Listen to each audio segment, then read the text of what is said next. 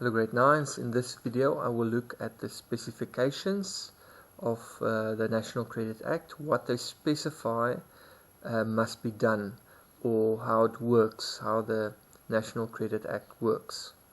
Okay, so first specification is that the consumer has the right to receive a contract from whoever they are buying from, okay, or whoever gives them credit.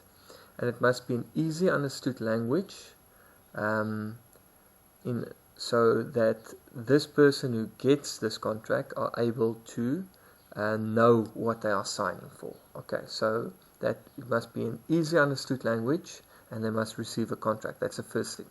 Secondly, the consumer must also receive a copy afterwards. After it was signed, they must receive a copy themselves.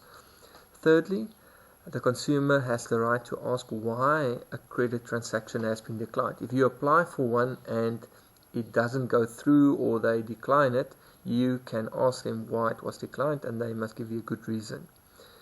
Okay, the consumer is also entitled to access his credit record at the credit bureau. Now, you can literally pull your own credit record from the credit bureau, and there you will see all the debt that you have at different institutions. All the amounts that goes off your accounts will be on that. When you buy a car, house, etc., it will all be shown.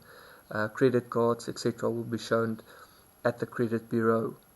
Okay, so the next one will be, if the consumer ends up in financial trouble, he has the right to also apply for debt counseling. So debt counseling is when somebody helps you to sort out your debt and help you to formulate a plan to pay back this debt. They also protect you from one person trying to get all the money in, and then all the other people don't have the access to or get a portion of the debt that is owed to them.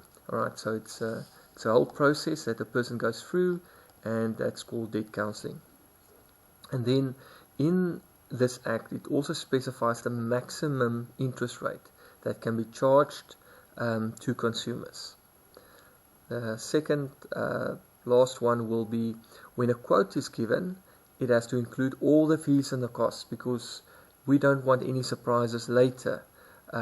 So we need to know what costs will be included, extra costs, fees, or interest, or whatever the case might be. We want to know that.